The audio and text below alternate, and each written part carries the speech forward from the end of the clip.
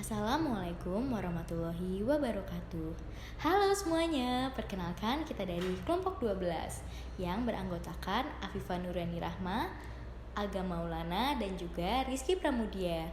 Pada mata kuliah Humas Pariwisata ini, kita akan menjelaskan mengenai pembentukan brand dan kegiatan promosi pariwisata dari masa ke masa.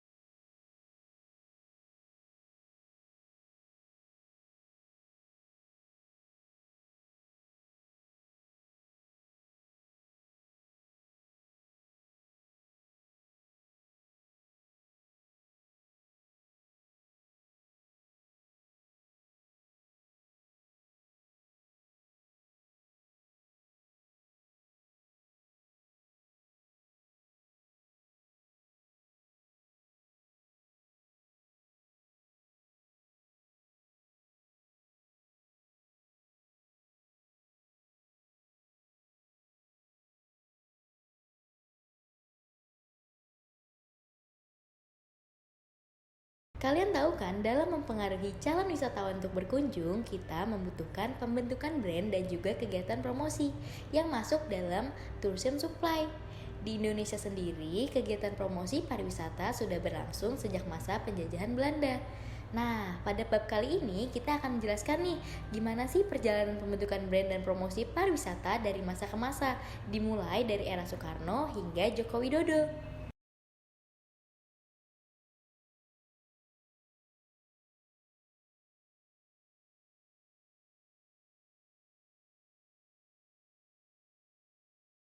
Dari penjelasan-penjelasan di atas, kita bisa ambil pelajaran nih, kalau dari proses pembentukan brand dan juga kegiatan promosi pariwisata selama era Soekarno adalah kemampuan gimana cara kita melihat kesempatan yang bisa digunakan untuk mempromosikan brand pariwisata Indonesia melalui kegiatan-kegiatan dari KAA, Roadshow, IFF, keterlibatan dalam organisasi pariwisata internasional kayak PATA, ASTA, WATA, dan UFTA, dan juga kita bisa menggunakan kegiatan seperti sport event nih, Asian Games, Ganevo, dan juga penyelenggaraan Fruit Festival.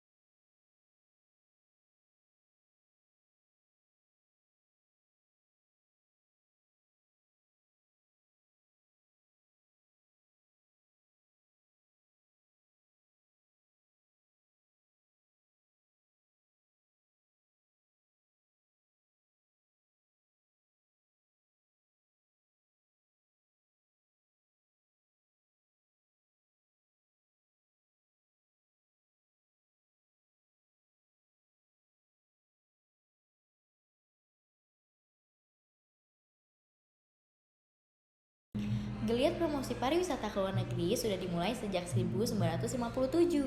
Lembaga-lembaga kemudian bergerak cepat mempersiapkan promosi ke luar negeri dengan bergabung dalam beberapa organisasi pariwisata internasional seperti Pacific Asia Travel Association (PATA), The American Society of Travel Agencies (ASTA), The World Association of Travel Agencies (WATA), dan The Union of Federation of Travel Agents (UFTA). Sama dengan kegiatan IFF, program Gebiar Nusantara Tour juga berkaitan dengan pelaksanaan Pacific Asia Travel Association atau PATA di Indonesia. Itu artinya kegiatan PATA ini merupakan ajang pembentukan brand dan juga ajang promosi pariwisata nih, yang amat sangat penting di Indonesia karena banyak isu penting dan terbaru di setiap perhelatan PATA sendiri. Di antaranya itu ada marketing and media channel, marketing changing innovation, ada destination strategies to win a people, ada juga target audience dan lain-lain. Kegiatan PATA merupakan kegiatan tahunan yang dinantikan oleh negara-negara di Asia Pasifik karena berharap menjadi tuan rumah penyelenggaraannya. Bukan itu saja, di setiap penyelenggaraan PATA terdapat Destination Branding Overview dari negara penyelenggara yang merupakan magnet tersendiri nih bagi setiap delegasi PATA. Kegiatan promosi pariwisata pertama yang resmi dilakukan oleh pemerintah Indonesia adalah kegiatan Indonesia Floating Fair atau yang disingkat IFF pada tahun 1961. Pada saat itu, para delegasi berangkat ke luar negeri dengan menggunakan kapal pinisi menuju beberapa negara dan kota besar dunia seperti Singapura, Filipina, Hong Kong, Yokohama, Osaka, Kobe, dan Honolulu. Nah, akan hal tersebut, akhirnya pemerintah membuat beberapa badan usaha milik negara yang terkait dengan pariwisata, yaitu Indonesia Tourism Marketing Board atau disingkat ITMB yang diketuai oleh Luntur Kaligis. Beberapa BUMN lainnya yang terlibat diantaranya adalah perusahaan penerbangan Garuda Indonesia Airways atau disingkat GIA, Hotel Indonesia International Limited atau disingkat PTHII, dan Association of the Indonesian Travel and Tour Agencies (ASITA). Tugas perdana dari ITMB sendiri adalah membantu pemerintah mempromosikan pariwisata Indonesia melalui para agen di luar negeri. Rencana tersebut membentuk Badan Pengembangan Pariwisata Nasional (BPPN) dan juga Badan Pengembangan Pariwisata Daerah (BPPD). BPPN berada di pusat berkoordinasi dengan Direktorat Jenderal Pariwisata, sedangkan BPPD berada di daerah berkoordinasi dengan gubernur dan juga kepala daerah serta swasta terkait untuk membangun suatu sinergi dan kerjasama yang efektif dalam membangun kepariwisataan.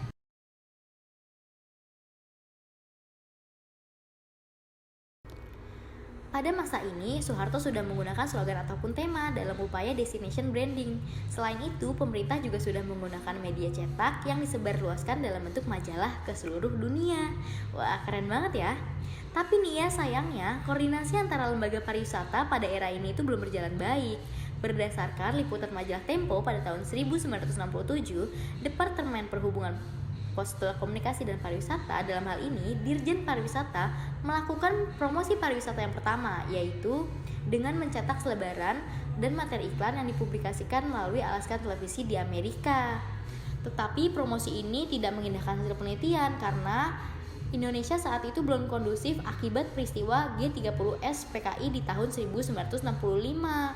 Akibatnya, para pelaku usaha dan asosiasi pariwisata menuntut nih agar pemerintah tuh lebih merencanakan dulu gitu loh. Kalau mau promosi pariwisata agar lebih terstruktur. Dari sini terungkap, promosi pariwisata yang dilakukan oleh pemerintah saat itu belum sebanding dengan upaya yang dilakukan oleh negara-negara lainnya di Asia Pasifik. Apalagi di masa tersebut sempat mengalami kendala yang cukup signifikan, yaitu distribusi yang tidak berjalan. Kondisi tersebut tuh memperlihatkan kalau promosi tidak diiringi dengan kesiapan sumber daya manusia yang memadai. Promosi pariwisata dilakukan tanpa perencanaan yang baik, hingga terjadi dengan tidak efektif.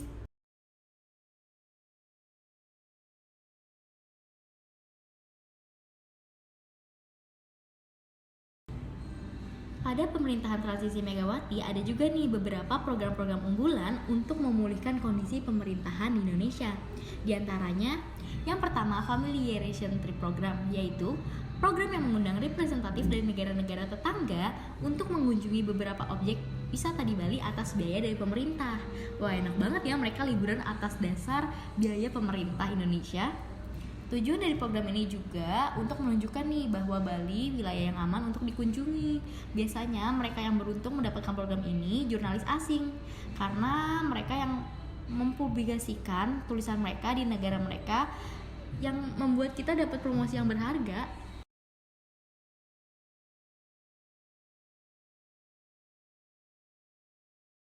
Persaingan diantaranya dalam menjual branding pariwisata di Indonesia tidak didukung dengan fasilitas pendanaan yang sama.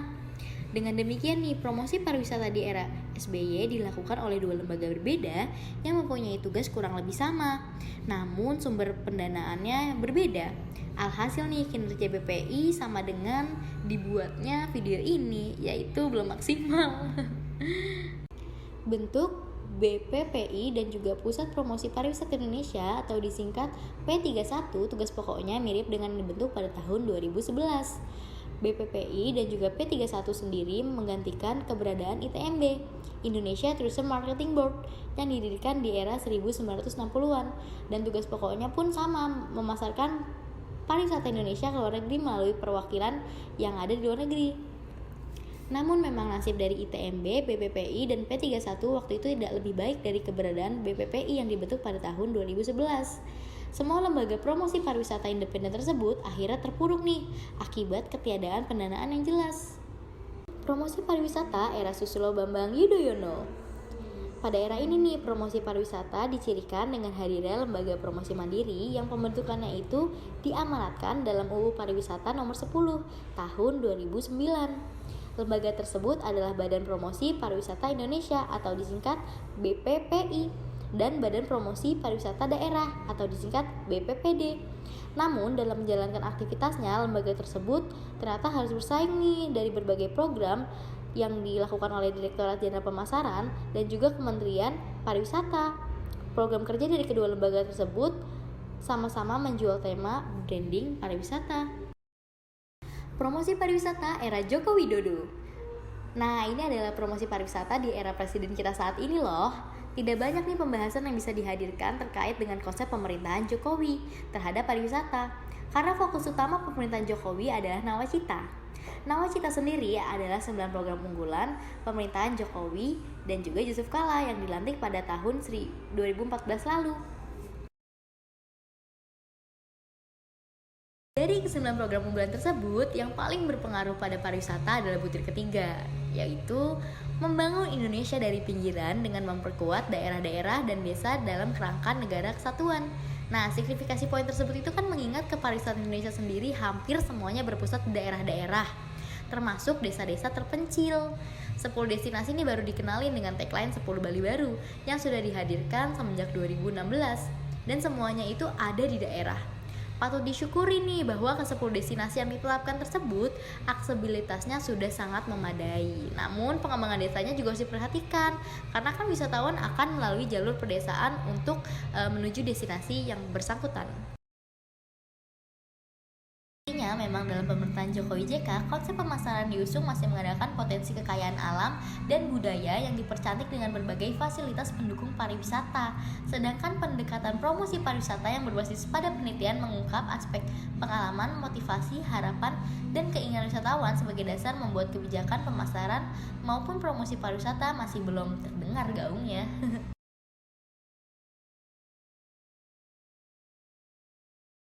Selain butir ketiga, butir ke-6 dari Nawacita juga sangat penting nih dalam meningkatkan brand pariwisata secara signifikan.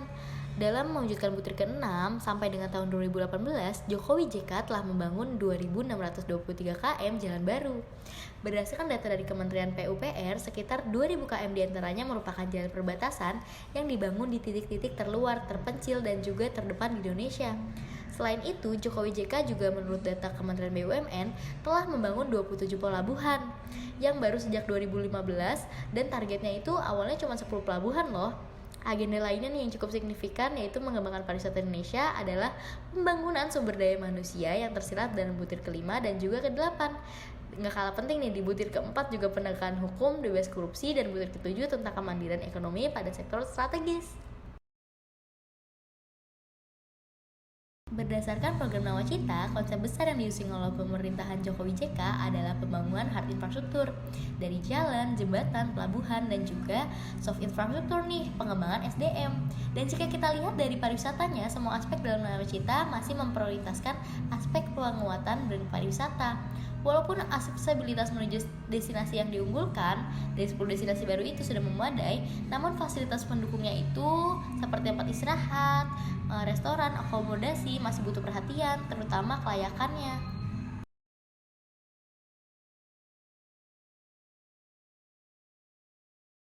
Upaya pembentukan brand dan promosi di depan mulai dari era Soekarno sampai dengan Joko Widodo menunjukkan nih bahwa perencanaan kegiatan promosi membutuhkan suatu kajian yang tepat. Dari pengembangan promosi pariwisata dari masa ke masa, perlu diingat nih 2 hal sebagai berikut. Yang pertama, Sebagus apapun branding pariwisata yang dibuat, akan segera hancur citranya jika 3A yang dijanjikan tidak sesuai dengan kenyataan yang dirasakan oleh wisatawan. Dan yang kedua, sebagus apapun promosi pariwisata, jika suatu destinasi tidak memiliki brand equity dan juga brand quotient yang kuat, promosi tidak akan efektif.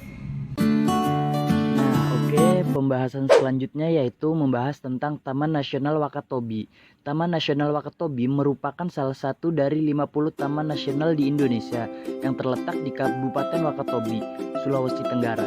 Taman nasional ini ditetapkan pada tahun 2002 dengan total area 1,39 juta hektar. Menyangkut keanekaragaman hayati laut, skala dan kondisi karang yang menempati salah satu posisi prioritas tertinggi dari konsekuensi laut di Indonesia. Kedalaman air di Taman Nasional ini bervariasi.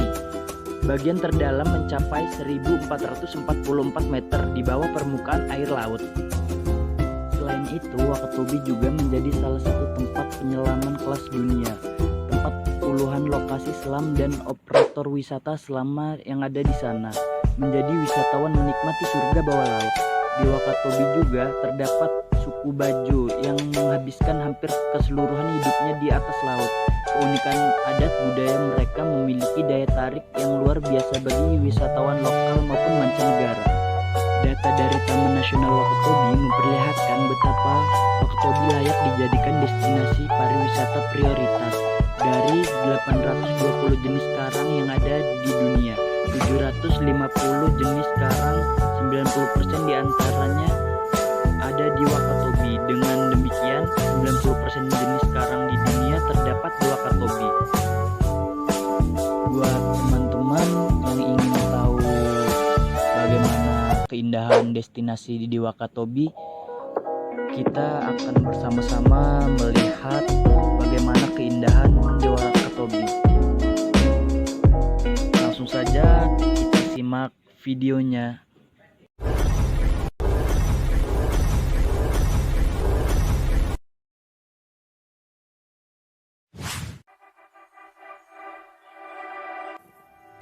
Halo guys, balik lagi di channel YouTube Dani Wakatobi.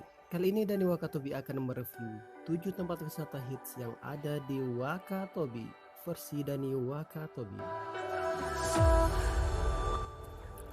Karena Wakatobi merupakan taman nasional yang dikenal dengan nama surga nyata bawah laut di pusat segitiga karang dunia, dengan luas wilayah 97% laut dan 3% daratan. Jadi gak heran guys, wilayah ini memiliki spot-spot wisata alam maritim yang keren banget. Oke, sebelum saya bahas 7 tempat wisata hits yang ada di Wakatobi, buat kalian yang baru nonton video channel Dani Wakatobi, langsung saja klik tombol subscribe-nya. Dan jangan lupa klik tombol loncengnya agar kalian mendapat notifikasi video-video terupdate dari channel YouTube Dani Wakatobi. Oke, langsung saja berikut 7 tempat wisata hits yang ada di Wakatobi. Pantai Cemarawaha. Ya, pantai ini berada di Jalan Waha, Kelurahan Sombo, Kecamatan Wangi-Wangi, Kabupaten Wakatobi. Dan untuk menuju tempat ini hanya menempuh jarak 7 km dari pusat kota Wanci. Akses masuknya terbilang mudah. Dari jalan utama, kendaraan hanya perlu masuk sekitar 100 meter mendekati bibir pantai melewati deretan pohon-pohon kelapa. Dan untuk masuk pantainya, kita tidak dikenakan biaya apapun atau gratis ya guys. Wah, keren ya. Oke, kita lanjut tempat wisata berikutnya. Patuno Diving and Beach Resort. Patuno Diving and Beach Resort ini berada di daerah Patuno, Kecamatan Wangi-Wangi. Hanya menempuh waktu 10 menit dari Bandara Udara Wakatobi. Karena Patuno berada di pinggir pantai yang berpasir putih, tidak heran guys, tempat ini selain cocok untuk tempat melepas kepenatan dengan beberapa penginapan di tepi pantai, juga pas untuk kesempatan jet ski, banana boat, berlayar, petualang menyaksikan biota laut, selam, dan snorkeling yang tidak terlupakan. Dan untuk tiket masuknya kita hanya dikenakan biaya Rp25.000 per orangnya. Oke, sekarang kita lanjut ke tempat wisata berikutnya. Wisata lumba-lumba Wakatobi. Berwisata ke Wakatobi tak lengkap rasanya tanpa melihat atraksi lumba-lumba. Untuk melihat atraksi ini dapat disaksikan pada pukul 6 pagi. Dan jika traveler ingin melihat atraksi ini bisa datang ke Pelabuhan Sombu, kemudian naik kapal menuju perairan Kapota. Datang dari sini tuh. Lagi. Untuk satu kali perjalanan, traveler bisa membayar sekitar Rp750.000 untuk satu kapal. Kapal bisa diisi sampai 8 penumpang. Oke, sekarang kita lanjut ke tempat wisata berikutnya.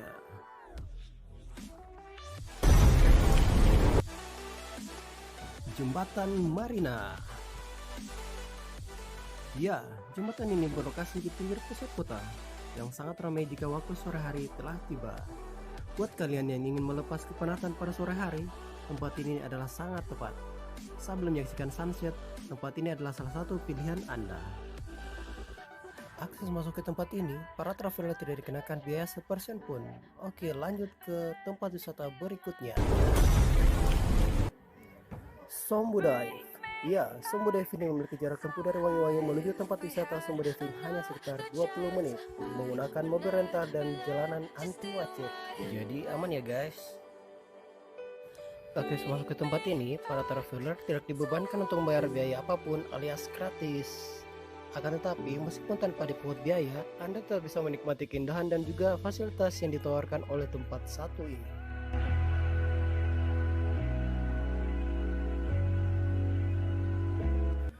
Bagi Anda yang ingin melakukan aktivitas diving atau menyelam, maka keindahan dan jernihnya air laut yang ditawarkan oleh tempat satu ini pun memang sangatlah cocok untuk kegiatan snorkeling maupun diving. Sehingga bagi Anda yang memiliki hobi tersebut, maka tempat satu ini merupakan tempat yang sangat tepat. Bagi Anda yang ingin snorkeling diving, dikenakan biaya sekitar Rp350.000 sampai dengan Rp500.000 per orang ya guys. Oke, lanjut ke tempat wisata berikutnya. Pulau Hoga. Ya, Pulau Hoga terletak di sebelah timur Pulau Kaledupa. Untuk akses ke pulau ini, pengunjung dapat menyewa speedboat dari dermaga di Wanci dengan biaya sewa sekitar Rp150.000 dalam waktu tempuh sekitar 2 jam. Di pulau ini, para traveler dapat melakukan aktivitas diving untuk melihat 750 spesies koral dari sekitar 885 yang ada di dunia. Dan bagi yang menginap, untuk biaya penginapan semalam adalah sekitar Rp150.000 per malam. Oke, lanjut ke tempat wisata selanjutnya.